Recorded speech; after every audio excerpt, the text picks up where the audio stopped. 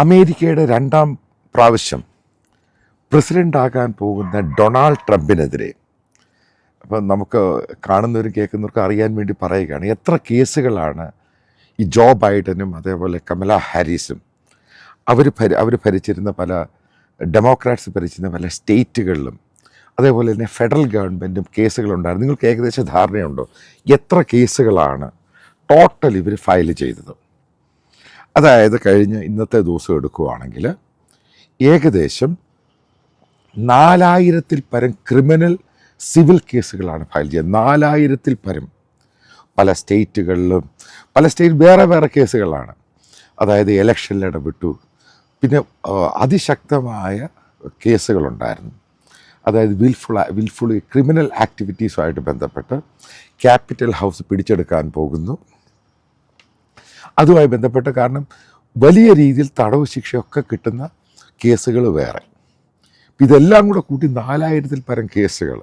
Tax വെട്ടിച്ച് case, girl ഫ്രണ്ടിന് election fund ഉപയോഗിച്ച് പണം കടത്തി കൊടുത്തു, അങ്ങനെ പല പല കേസുകൾ ഓരോന്നായിട്ട്. അതിൻ്റെ പുറകിൽ ഉറപ്പായിട്ട് കമല ഹാരിസിൻ്റെ പേര് തന്നെയാണ് പല മീഡിയയും പറഞ്ഞത്.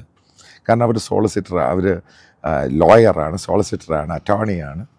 അപ്പം അതിനുള്ള ചാൻസുകൾ വളരെ കൂടുതലാണ്. ഒരു കാരണവശാലും ട്രംപ് പ്രസിഡൻ്റായിട്ട് തിരഞ്ഞെടുക്കരുത്, ഇതായിരുന്നു അവരുടെ ഡിമാൻഡ്. അതിനുവേണ്ടി ഇത്രയും കേസുകൾ ഫയൽ ചെയ്ത് ഇപ്പോൾ കൺവിക്ഷനൊക്കെ വന്നു കഴിഞ്ഞാൽ ആ സ്ഥാനം ഒഴിയേണ്ടി വരും. അപ്പോൾ അതുമായിട്ട് ബന്ധപ്പെട്ട ക്യാപിറ്റൽ ഹൗസുമായിട്ട് ബന്ധപ്പെട്ട ചില കേസുകളുണ്ട്.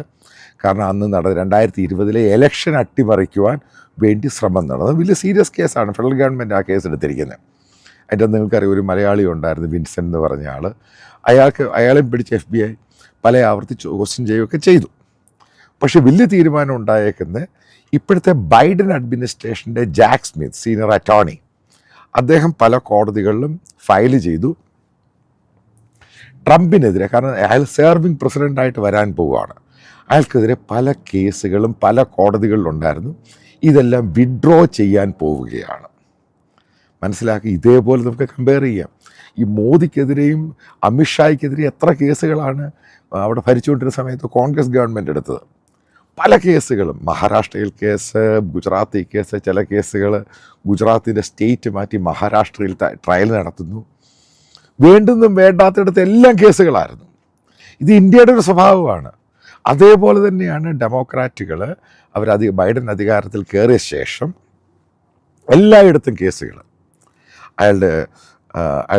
അയാളുടെ വ്യവസായ സ്ഥാപനങ്ങൾക്കെതിരെ കേസ്, അവിടെ റെയ്ഡ് നടത്തുന്നു. അവിടുന്ന് വലിയ രീതിയിൽ ടാക്സ് വെട്ടിച്ചു എന്ന് കണ്ടുപിടിക്കുന്നു. ഇതെല്ലാം ഫേക്കായിട്ടുണ്ടാക്കിയ കേസുകളാണ്. ഏറ്റവും കൂടുതൽ സിവിൽ കേസുകൾ വളരെ ചവർ പോലെ അങ്ങ് പോയി. പലയിടത്തും ഇയാളുമായിട്ട് ബന്ധമില്ലാത്ത പലയിടത്തും പോലും ഈ കേസുകൾ ഇയാൾക്കെതിരെ അക്യൂസ്ഡ് ആക്കി കേസുകളെടുത്തു. അങ്ങനെ ഇയാളെ ട്രംപിനെ ഡയറക്റ്റായിട്ടല്ല, ഇൻഡയറക്റ്റായിട്ടും പലയിടത്തും കേസുകളെടുത്തു. പല റിപ്പബ്ലിക്കൻ ആൾക്കാരുമായിട്ട് ബിസിനസ്സുകാരുമായിട്ട് ബന്ധപ്പെട്ട് അതുമായിട്ട് ട്രംപിന് ബന്ധമുണ്ടെന്നും പറഞ്ഞ് അയാൾക്കെതിരെ കേസെടുത്തു. അയാളുടെ മകനെതിരെ കേസെടുത്തു. അയാളുടെ ഇപ്പോഴത്തെ ഭാര്യയ്ക്കെതിരെ കേസെടുത്തു. ഇഷ്ടം പോലെ അതുകൊണ്ടാണ് ഈ 4000 കേസുകളെന്ന് പറയുന്നത്. ഇന്ന് അത് മുഴുവനും ഓരോന്നായിട്ട് വിഡ്രോ ചെയ്യാൻ പോവുകയാണ്. ഇതിനകത്ത് ഇവിടുത്തെ മീഡിയകളിലൊക്കെ പറയുന്നൊരു സംഭവമുണ്ട്. ബൈഡന് ട്രംപിനോട് പ്രശ്നമൊന്നുമില്ല, നല്ലൊരു ഭരണം അമേരിക്കയിൽ ഉണ്ടാകണം, അമേരിക്ക പഴയ രീതിയിൽ തിരിച്ചു വരണം. അപ്പോൾ ഈ ബൈഡൻ്റെ അഭിപ്രായം അദ്ദേഹത്തിൻ്റെ മീഡിയ സുഹൃത്തുക്കളോട് അദ്ദേഹം പറഞ്ഞു കഴിഞ്ഞു.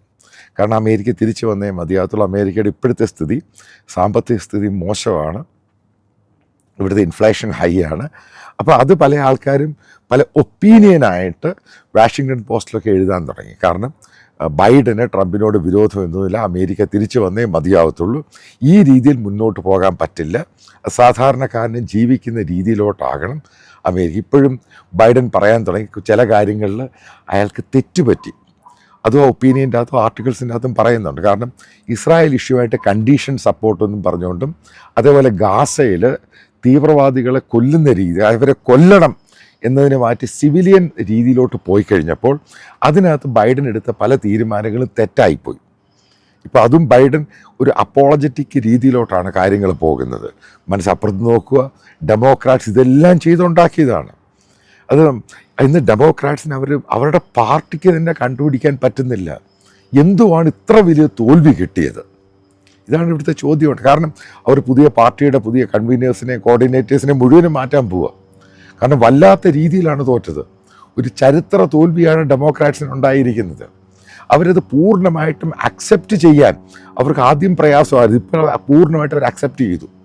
അവർ ഈ പറഞ്ഞ സിംഗ് സ്റ്റേറ്റും ഈ പോപ്പുലർ വോട്ടുകളും മുഴുവൻ അയാൾക്ക് അനുകൂലമായിട്ട് പോയി. അതേപോലെ അവർ ഉദ്ദേശിച്ചിരുന്ന പല കാൽക്കുലേഷനായിരുന്നു. കറുത്തവർഗക്കാരുടെ വോട്ട്, അത് സ്പാനിഷ് സംസാരം അവരുടെ വോട്ട്, ഇന്ത്യക്കാരുടെ വോട്ട്, ഈ പുല്ലൊന്നും അവർക്ക് കിട്ടിയില്ല. ഇതെല്ലാം കഴിഞ്ഞ് കഴിയുമ്പോഴാണ് ഡെമോക്രാറ്റ്സ് ഇത്രയും കാപട്യം കാണിച്ച് ട്രംപിനെതിരെ ഇത്രമാത്രം. അത് മനസ്സിലാക്കുക, ഒരു ജനാധിപത്യ രാജ്യമാണ്. ഇതേപോലെയാണ് ഇന്ത്യയിലുണ്ടായത്. ആലോചിച്ച് നോക്കാം, മോദിക്കെതിരെ അമിത്ഷായ്ക്കെതിരെ എവിടെയൊക്കെ കേസുകൾ കൊടുക്കാം അവിടെയൊക്കെ കേസുകൾ കൊടുത്തു. അതിൻ്റെ പുറകിൽ നിന്ന് പി ചിദംബരമായിരുന്നു. ചിദംബരമാണ് ഈ അമിത്ഷായെ പിടിച്ച് അകത്തിടാൻ വേണ്ടി ഏറ്റവും കൂടുതൽ വെപ്രാളം കാണിച്ചത്. അവസാനം ചിദംബരം അകത്ത് പോയി. ഇന്ന് അയാളുടെ കേസുകൾ ഊരാൻ പറ്റത്തില്ല. കൈക്കൂലി കേസാണ് ചിദംബരം മകനെതിരെ ഉണ്ടായിരിക്കുന്നത്. അതാണ് നമ്മൾ അടിച്ച് നാശപ്പെടുത്തി ഭിത്തിയിലൊട്ടിക്കാൻ ശ്രമിച്ച് പടമാക്കാൻ ശ്രമിക്കുമ്പോൾ, കാരണം വല്ലാത്ത രീതിയിൽ അറ്റാക്ക് ഉണ്ടാകാൻ ശ്രമിക്കുമ്പോൾ ജനങ്ങൾക്ക് മനസ്സിലാകും ഒരു ജനാധിപത്യ രാജ്യം. ജനാധിപത്യ രാജ്യത്ത് അത് ജനങ്ങൾക്ക് പിടികിട്ടും. അത് തന്നെയാണ് അമേരിക്കയിൽ സംഭവിച്ചത്. കാരണം ഈ കേസ് കൊടുത്തവർ തന്നെ അവസാനം ഓരോ കേസുകളായിട്ട് വിഡ്രോ ചെയ്യുക. കാരണം എന്ത്, ട്രംപ് അത്ര വലിയ ഭൂരിപക്ഷത്തിനാണ്, വലിയൊരു പോപ്പുലർ ലീഡറായിട്ടാണ് തിരിച്ചു വന്നിരിക്കുന്നത്. ഈ കൊടുത്ത കേസുകൾക്ക് അധികം ബേസ് ഇല്ലാതായി. അത് മാത്രമൊന്നുമല്ല, കാരണം ഈ കേസ് കൊടുത്തു കഴിഞ്ഞപ്പോൾ ഇവിടെയുള്ള ജനങ്ങൾക്ക് പൂർണ്ണമായിട്ടും ബോധ്യപ്പെട്ടു ഇത് ട്രംപിനെതിരെ കരുതിക്കൂട്ടിയുള്ള പരിപാടിയാണ്. അതുകൊണ്ട് അങ്ങനെ ഒരു സെൻറ്റിമെൻറ്റ്സ് വോട്ടും ട്രംപിന് അനുകൂലമായിട്ട് കയറി. ഇതാണ് ഞാൻ പറയുന്നത്. നമ്മൾക്ക് ആൾക്കാരെ ഒതുക്കാനൊക്കെ ശ്രമിക്കാം, പക്ഷെ ഒതുക്കി നാശമാക്കാൻ ശ്രമിക്കുക. അല്ലെങ്കിൽ ഒരു മുൻ അമേരിക്കൻ പ്രസിഡൻറ്റിനെതിരെ 4000 കേസുകൾ അമേരിക്കയുടെ വിവിധ സ്റ്റേറ്റുകളിലും ഫെഡറൽ ഗവൺമെൻറ്റും ഡെമോക്രാറ്റ്സ് ഭരിക്കുന്ന സ്റ്റേറ്റുകളിലും ഇതേപോലെയുള്ള കേസുകൾ കൊടുത്തു കഴിഞ്ഞിട്ട് ആലോചിച്ച് നോക്കുക, ചിന്തിക്കാൻ പറ്റുമോ? അതേപോലെ ന്യൂയോർക്കിൽ എത്രയോ കേസുകളാണ് കൊടുത്തിരിക്കുക. കാരണം അവിടെ ഭരിച്ചുകൊണ്ടിരുന്ന ഡെമോക്രാറ്റ്സാണ്. വാഷിങ്ടണിൽ, അറ്റ്ലാന്റയിൽ, പല ഭാഗത്തും എടുത്ത് നോക്കുക. ചില റിപ്പബ്ലിക്കൻസ് ഭരിച്ച സ്റ്റേറ്റുകളിൽ പോലും അവിടെയുള്ള ഡെമോക്രാറ്റ്സ് ഇൻഡിവിജ്വൽസിനെ കൊണ്ട് കേസ് കൊടുപ്പിച്ചു.